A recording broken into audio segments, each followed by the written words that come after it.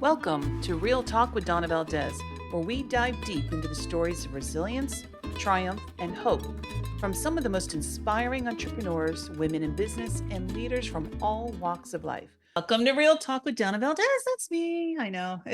Every time I say that out loud, I feel like I'm such like a weird person talking to myself. I'm Donna Valdes. That's me. Like I'm, in third person. Anyway, I want to welcome you. This is where we get together every week and I bring to you incredible friends, women in business, entrepreneurs, to just have a real conversation. Something I think is lacking, especially in social media, where we talk about the ups and the downs and just want to share their stories, experience, strength, and hope, knowing that if I can get something out of it, I'm sure you guys can too, and maybe learn a little bit on how to shave your path to success. And I am super, super excited. This week, a good friend of mine, oh my gosh, Valerie, we've known each other, has to be going on 20 years now. Yeah. Something like that. It's got to be going on 20 years.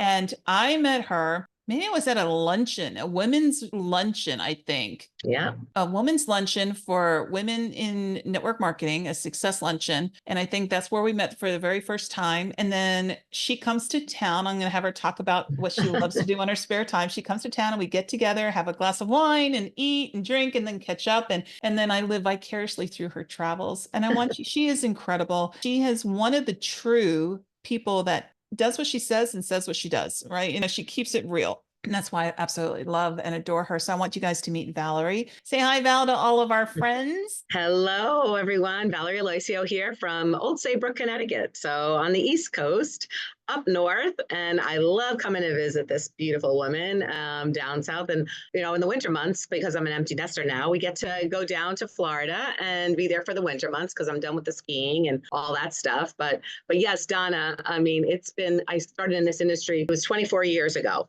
24 years. I've been full time in this industry, the good, the bad, the ugly, we've seen it all. But I remember meeting you and through these years being mentored by you through your coaching and different things. It's been just wonderful to collaborate with other strong women in this industry and we've become friends. And first and foremost, that's what it's all about. So Thank you for having me. Well, we just did some pre-show talking and we were talking about relationships and how the importance of relationships, I think often when people are starting, especially in network marketing, and this podcast is, people listen to it that even aren't in network marketing from all walks of life. But I think the one thread that keeps us all going is relationships, connections, right? And that was one of the reasons why I wanted to start this podcast so that people can connect to you and learn from you and our other guests. And we were just sharing a story about how the value of those relationships, you never know. I mean, you never know what's going to happen. That one lunch 20 some odd years ago has turned into many lunches and some laughs and some tears and through the years. And you were just sharing a story about how, your daughter had a relation, met somebody, and then through the relationship now, there's some collaboration going on as well. How important is relationships to you? I think it's really everything. I think so many times people say in our industry of network marketing, direct sales, okay, it's everything. And it is everything. But when you think about life in general, the relationships you have with your family, your spouse, your children, is there anything more important than that? The answer is no, right? I mean, it takes work, right? To have these relationships. We have to connect. We have to stay connected. We have to agree to disagree and all those things that go along with relationships. And especially now in this kind of termless world, everyone's got their opinions, but at the end of the day, we have to remember what the relationship was before, and not let it get sidetracked by differences of opinion and everything else, because I think now more than ever, that's what's happening. And sometimes you find relationships starting to fade. And at the end of the day, you have to think about, well, why was I in a relationship with this person to begin with? And isn't that more important than what may be going on, or not? So I think it's really everything, Donna. I mean, because you just never know how these relationships will help us personally, as men or women, moms, dads, whatever, as well as professionally. So many times I would be meeting somebody for a business discussion only to find out that so-and-so got diagnosed with cancer and, oh my goodness, my my aunt had the same one. And did you think about this? And what about this doctor? And read this book.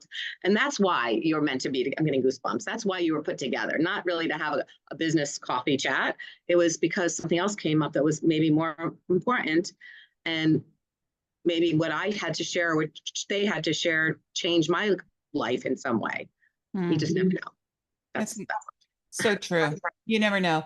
All right. So I'm just going to say one of the things I love about you, and we've had these private conversations, is your tenacity. I mean, you are one of the only women in leadership roles at your company.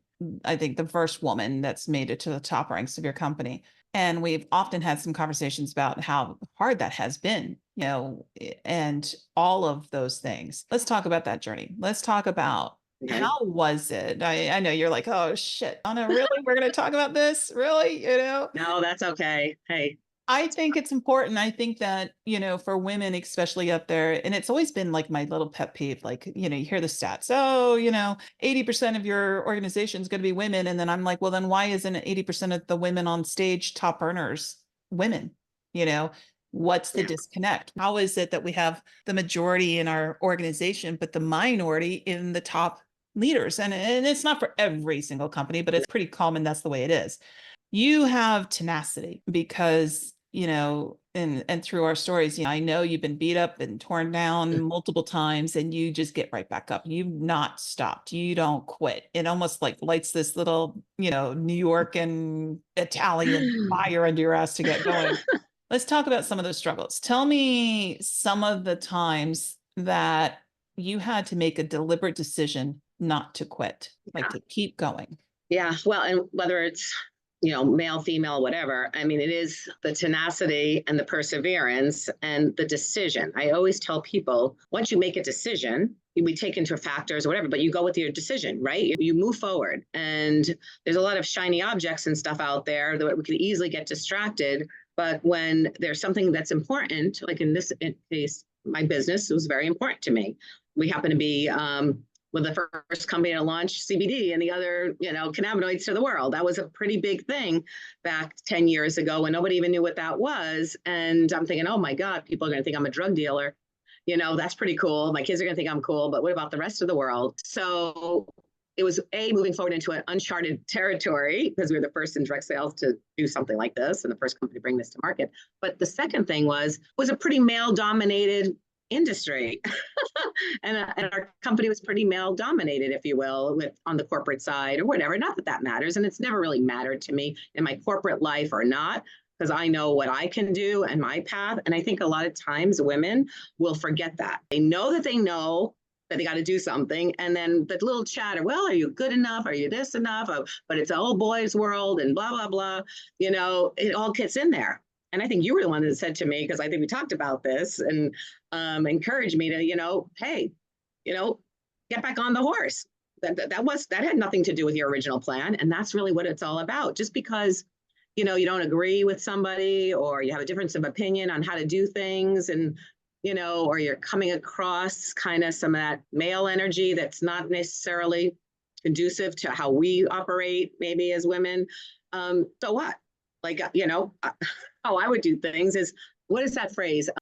Don't ask don't beg for approval but what is that? Don't ask for permission. You beg for forgiveness. Forgiveness. Yeah, there you go. Yeah. We probably screwed that up somehow. No, but that's it. Don't ask for permission, beg for whatever that was. And if I didn't really like the answer, I would ask 10 different ways until I got the right answer, or I would just do it. Like, I'll never forget one time I wanted to have a women's panel at one of our conventions. A women's panel. I wanted to have I didn't want to just be the one doing all the training. I had wonderful women leaders on my team. I wanted them to be showcased. Oh no, you have to have that stage. It's your 20 minutes, blah, blah, blah. And I said, well, this is what I want to do. Oh, no. I said, oh yeah. So I got up there on the stage and I said, okay, now everyone, I have a few people I'm going to call up to the stage and would blah, blah, blah, blah, A, B, C, D, come on up to the stage because we're going to do an impromptu kind of panel. And I just did it. And do you know, to this day, it was one of the most talked about segments at one of our conventions ever since. So even though I was told no, and boy, did I get eyes, I didn't even look at the eyes. Yeah. You know, I just said, and then I walked off the stage and I said, I told you so. Yes, I did. I said that. That's awesome. I mean, sometimes you just got to do what you feel is right, as long as it's in integrity. It's within the, flow and everything else. You're not going off the left field someplace. But the content that I was going to deliver could easily have been delivered by the people that were there doing the do, Yeah. So anyway, that's one of the examples. That's you're a risk taker. I mean, that's pretty evident. That's why I love you. You're a risk taker. So let's talk about, how do you deal with disappointment then? Yeah, I know. That's so hard. I mean, I know for me, I mean, I will, and no matter how much we know better, and how many mindset things we've done or things we listen to kind of get our brain patterns and all that stuff, at the end of the day, we're all going to have that little, I shouldn't say all, but if you're human, you're going to have that little voice that says, well, maybe you shouldn't do that. Or, you can't do that, whatever the case may be. And, oh, those disappointments. Well, maybe if you would have done this better, then that wouldn't have turned out that way. And you start second guessing yourself. Maybe there was just something that was disappointing. It was maybe outside of our control, but somehow we believe that we were the ones to cause that or whatever. And it's just all stinking thinking, I like to say. It really is for a lot of the times. And I think what I have learned to do, and I can't say I do it all the time, is to breathe and to then kind of take a nice walk on the beach or something and just say, okay, and play it out and say, this is the last time I'm playing it out. Well, this is it, and I'm going to give myself that time and space to kind of have a little conversation with myself and God or whatever it may be. And then that's the end of it. The past is the past. It's the end of it. There is no use. It can playing over and over and over every night, going to bed, not being able to sleep. We're just hurting ourselves when we do that. So we can't do that. And I know sometimes it's easier said than done, but that's one of the things that I do is maybe I could have done some things different, but oh, well, we learn a learning moment for maybe the next time. Or no, you know what? That wasn't me. That was on them. And I have to let that go because that wasn't me. I can't control what they do. I can only control my reaction to that. So that's what I do, because I know we hurt ourselves a lot of times. I mean, stress is a big killer. I know, and we should all be conscious of those signs in our bodies. Like, okay, I'm working myself up. This is not, normal. Because a lot of the times it's mental. That's huge. I love that. You allow yourself a moment to have the pissed off pity party and then get over it. Yeah. Get over and it. Especially, I don't know, not to, our company went through some ups and downs recently. I mean, I think I'm sure every company, people can say that, but in our situation, there's been some decisions that weren't the best, but they were decisions. Okay, we got to go with the flow. So people say, well, why don't you just leave? And I'm like, everyone makes some bad decisions. I make bad decisions sometimes. Sometimes bad decisions are made. I'm not going to, call the kettle black and, that's the end of it. I mean, it is what it is. So either we work together to make it better or we get out of the race. I don't know, And so my decision was, I'm just going to work my ass off. I'm going to do whatever I feel I can do. And as long as I have a good relationship with the powers that be, okay, the corporate people, because that is the case in our business, right? There is a corporate entity and then there's us, and as long as we have a good relationship and an honest relationship, that's one of the things that I kind of demand, because, like, just be honest. If it's bad, tell me the bad, and then I'll figure out how I'm going to make it through. Yeah. Well, that means you trust them, right? You trust your corporate team. You trust them because they've been honest with you, even through the bad. They've been honest with you. And so that trust, you're willing to continue the fight and the growth and deal with the disappointments as well, because you trust what they say, right? Yeah. It's so, like, this is such a strange time in this space. There's so much untrustingness going on, I guess is the best way. A broken trust. A broken trust, I guess. Broken trust going on. So you're lucky that you have that corporate team that you trust, and they're super lucky to have you. Well, thank you. And this is a new team, because remember, we've gone through a little more in our business, and just like in others, I mean, there's some people have come in and have left, and it's about developing new relationships and new trust. But at the end of the day, I think you have to make yourself I have no trouble making myself clear sometimes, or maybe I have to make myself clearer, depending on my words and everything else. That, these are my expectations. This is what I expect from you. And this is the type of relationship that I'd like to have. Do you see that happening? So when some people came in and I maybe didn't know well or whatever, then that's the only, come on, honesty is the best policy. And the only way they're going to get to know what we in the field think is by us sharing that in a very respectful way. And unfortunately, sometimes people when they feel like they've done some great things or whatever it may be, they feel that they can just walk over somebody. And that's not good. That's not good. And that leads to dissension, I think. So. And mama bear coming out, you're the mama bear. If that happens, I'll hear about it. You're very protective, which you need to be over your team and your growth. Let's talk about international. I think that's almost like the unicorn. Everyone wants to know how you grow international and how did you do this international? Did you stumble on international growth? Did you accidentally fall into it, or were you deliberate, strategic? And what was that process if you were? Okay. Deliberate, strategic, I guess it would have to be, because 24 years ago, I joined my first network marketing company. I've only really been with 2 other companies. So it's not like over these 24 years and 2 of them shut down, Yeah. So it's not like it was my choice, except for one of them, but I remember winning the trip. It was a company was based in California, US company, whatever, international company, but they had their convention in Dusseldorf, Germany, the first year that I joined this in business. And I saw that, you can win a trip to Germany. And I was like, I'm a native New Yorker. I've traveled, but never outside at that point of our own country. And other than Canada and Mexico, maybe. And I said, I'm going to win that trip because I want to go to Germany. So guess what? I got to work. I had no idea what I was doing. 9 months later, into my first ever network marketing experience, I won the trip. And so I got to go to Germany to this company was already a 25, 30-year-old company, an international company. And I remember walking into, and this is in the year 2001, into an airplane hangar full of tens of thousands of people, international convention with flags from every country on the stage.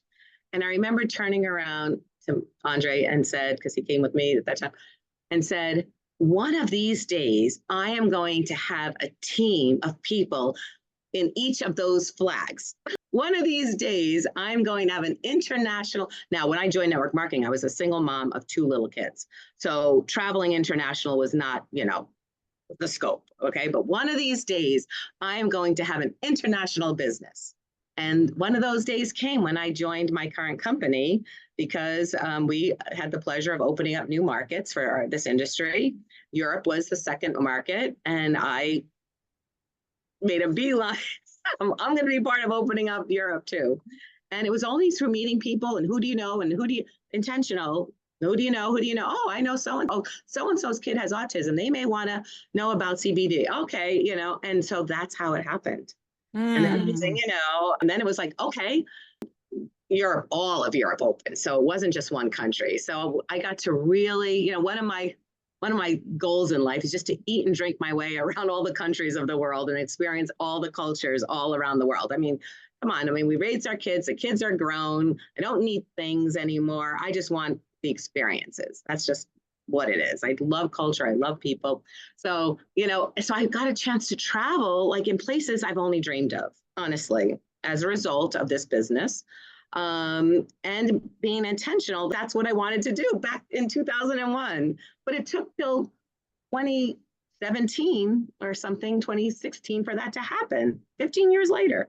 Oh, you mean your overnight success took 15 years? No such thing as an overnight success. I don't care what anybody says, Yeah, that's about it. But it was that decision that I made back then that one of these days, I would have an international business. And I don't let language stop me, because I mean, we were opened up Mexico, and, we're looking at some Latino markets. I don't speak Spanish yet, trying, but I wish I had a chip. If they have chips for everything else, I don't know why we can't just, Google Translate, I guess. But anyway, that's, I don't let that stop me. So what if I don't speak the language? Somebody's going to be bilingual, or we could use Google Translate. And it's just a matter of finding some committed people in a particular market, and then they can run with it. And then they don't really need my support. That's incredible. I mean, that's incredible that you set the intention purposefully and did the activity to get where you wanted to go. And here you are. How many countries? You're in multiple countries with multiple legs, multiple teams, growing stable residual income now in the same company through thick and thin, ups and downs. And here you are. Yeah. Yeah, and it hasn't always been, like I said, we went through, my income is not what it was back in 2018, 2019, before pre-pandemic.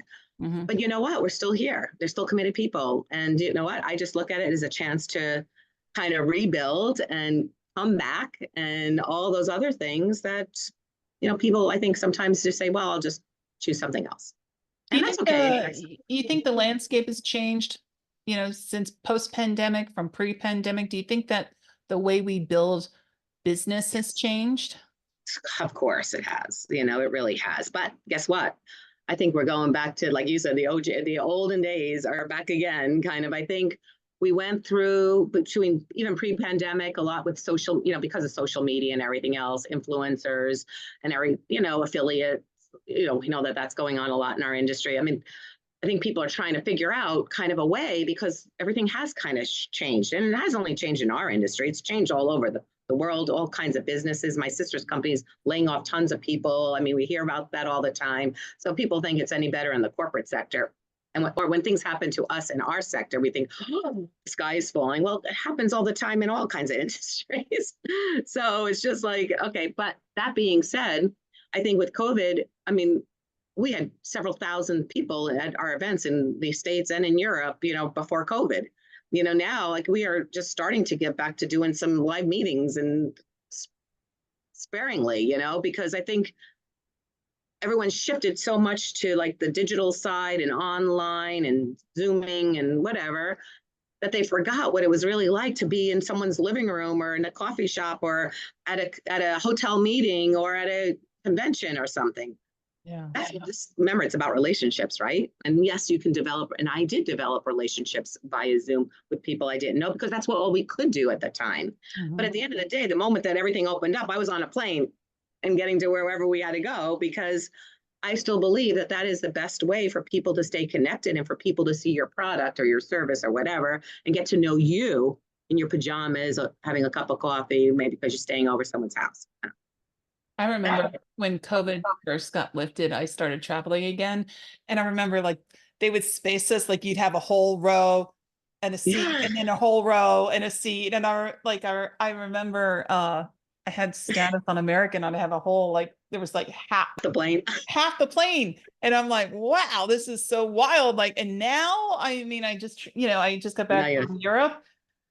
It's like you're sardines, Yeah, I know. It's crazy. It's amazing. I think people are dying to just get back out there to the way things used to be. So I think so. And they're hungry for connection too. And I think that's going to be the saving grace, if you will, for this whole for our industry. Mm-hmm. The industry of network marketing. I mean, it is the connections. It is meeting together. I know you can do things digitally, and that's okay. Okay, that's great. Technology is not going to stop. But at the end of the day, you still have to connect and meet and shake hands and give a hug and, whatever. And so I go out to dinner together, have a few drinks. I think that's what's going. I think that I see that's where we're going. Yeah, that's exciting. I hope so. I really do. I hope so. What is the worst thing about this industry? The worst thing about the industry is the people. The best thing about the industry is the people. I say that all the time. Yeah, right. I say that all the time. Isn't that so true? I mean, the worst thing, I think, is people having blown up expectations, because there are some people, they're not willing to share the good, the bad, the ugly. They're only talking about all the good things, Right now, like, I'll give you an example, because we are coming back. I mean, we can't wait 3.0. I mean, I say it's a new beginning. And so I think people have to be kind of transparent and say, you know what, I tell people now, this is the stuff that this is kind of what we've been through. You don't need to know all the bad. This is some of the stuff we went through. This is actually what we're working on right now. And this is what the vision is for the next 5 to 10 years. So if you'd like to be a part of that, knowing right now, everything is not hunky-dory and perfect, it's not. I like to manage expectations. I'd rather under promise and over deliver, or whatever that I may screw that up to. But you know what I mean? That really, I think the lack of transparency is probably one of the worst things in this industry. And is a big problem. I think we need to be a little bit honest with people. Like I said, it's not an overnight success. I tell people, look, when people say, okay, I'd like to make $100,000. I'm like, well, how much are you making now? Oh, 50. All right, well, let's get you to 50 and then we'll work on the $100,000. I mean, I don't know. I mean, people just, and I think we may have been part of the problem to always talk about the rosy and how fast and easy it is and come and join me. And I'm done with that. Like, I'm just like, I think the real deal is the real deal. I'm a straight shooter and this is what it is. And this is what it's going to take. And if that's not something that's up your wheelhouse, then just be a happy customer and refer some people. I love that. Okay. What is the best thing about this industry? The people. No, the best thing is the people, but it's also, the ability to create whatever amount of money you want and having the time for family or whatever else, to the time freedom factor. I think is one of the best things. Now, does it take work? Yes. Do you need to have work-life balance? Yes. But the freedom that this industry affords, I think, is one of the best if you can get to that point. Now, I think people think, oh, you build it once, that's it. It's called generational wealth. And, there's only maybe a handful of companies that possibly can even claim that today, right? I mean, maybe that's what it was back when our grandparents, when they started this whole industry back when, because I think there's so much volatility. What is that? You know what I'm trying to say? There's so much that's ever changing right now. Everything is changing at the speed of light, like technology, everything. So I think that people have to realize that this is a career decision. And just like there's career decisions in the corporate sector, there's going to be the ups and downs and everything else. And if people look at this profession as a career path, like when I joined this industry as a single mom, it was because I wanted to help professionalize the industry and have this industry be available to me and my kids and I want to be part of that, being part of this industry legacy, this industry of network marketing, because I believe in it so much. It changed my life as many others. And I think it's going to be up to all of us to help keep the professionalize in it and making it real for people and stop the hype and just, say it like it is. And people respect that. I think everyone's so tired of all the BS that's going on. Yeah. I'm exhausted from it. The bullshit. Yeah. I'm exhausted from it. I am. I mean, that's why I appreciate you. It's just, oh my God. Yeah. So let me ask you an honest question then. Do you think someone can get started today and find success? What does success mean? First of all, we have to decide what that is. What is success to someone? Is it, oh, I can get rid of my third job because I'm making an extra $500 a month and I don't have to work that third job. And then maybe, so I don't know, whatever that success is. If someone says, oh, I want to get $1 million in a year, go find somebody else to talk to because maybe that can happen in, real estate or I don't know. I wouldn't know how to do that. So I can't show somebody to make $1 million but here's the thing. When you're speaking with people, you decide, you need to have conversation. And what is it? What does success mean to them? What is it what they're looking for? And then be real with them and help manage those expectations. How about saying, okay, well, listen, if you'd like that, let's start off with this. And I think then based on this, we can get you that within 2 years or 18 months. You setting the right expectation. Like you just said, you're setting that expectation. There's going to be work to achieve XYZ, whatever that might be. Yeah. And what degree of success you want. So if someone says, okay, I might fire my boss in 2 years. All right. Well, guess what? If I know my comp plan and I believe in my product, I think in any company and any product, and I can show a path. And if you're willing to work that path, and what does that mean? Okay, well, we're gonna have to, then you can do it. Yeah. But I don't know if you're lazy. A mentor once told me, you can't fix lazy, you can't fix stupid, and you can't push a string. You can't fix lazy, you can't fix stupid, and you can't push a string. You're laughing. You probably know who I'm talking about. No. Oh my goodness, I can't deal with you sometimes. I mean, it's too much. You're so funny. No, but I Where do mean, you see that's, yourself? Okay, so let's talk about your private life for a minute. Where yeah, do you yeah. see yourself in 5 years? Like, what's going to be, where are you going to be in 5 years? So, for those that don't know, this woman gets on a boat. She has a boat, and not just, it's like a ship. It's not even a boat, it's No, a it's not. ship. It's a It's 42-foot sailboat. It's not a it's a big. big boat. It's a I was boat. gonna And then she's like, "Oh, I'm calling from the Bahamas. Oh, I'm traveling the Bahamas this summer." And she goes and visits all the, like there's tons of different micro islands all through there. And yeah, and she's getting work done because she's got Wi-Fi. So when she says she lives the freedom lifestyle and she's able to still build her business, that's what I mean. She does what she says and she says what she's going to do. Where are you going to be? What's going to happen in 5 years from now for you? Well, geez, I don't. Well, this year I became a grandma for the first time. Our son had his first child, so What's your and nickname? Wait. Are you Noni, Mima, Mama? What's your well, nickname? because uh, this is Andre, this is my stepson, right? But they're my son, I mean, and they're Canadian, and they love my Italian cooking and everything, and so my sister goes, "Oh my God, you have to be Nona." Nona. Nona. So my sister is Grammy because she became but so I'm Nona and Oh, Papa, Nona and Papa. So, and my husband goes, "But don't that make you feel old, Nona?" And I said, "No, that doesn't. I think that's perfect." Like my daughter's like, "Oh my God, you have to have that." And my daughter, by the way, is getting married in September in Italy. We were talking about that. And so, of course, you shouldn't have to twist my arm to say she wanted a destination wedding because I just explained how much I love travel and everything else. But where am I going to be in 5 years? I think I'm going to be still doing what I'm doing. Like, I hope I'm blessed to still continue to do what I'm doing because guess what? When I build my business, I'm traveling all over the world because that's what I want to do. And I don't see that stopping. I love working with people and I believe in what we're doing. I mean, so I don't see, that stopping because I do get to work on my sailboat when I'm on sailing. I'm here at our beach house. Sorry, because there's a lot of light coming in, and even though I have a shade, we have a beach home and right on the beach here in Connecticut, and it's lovely. But I have not left my desk all day. People say, "Oh, you're at the beaches." No, I'm working here. I just have a beautiful view while I'm working here.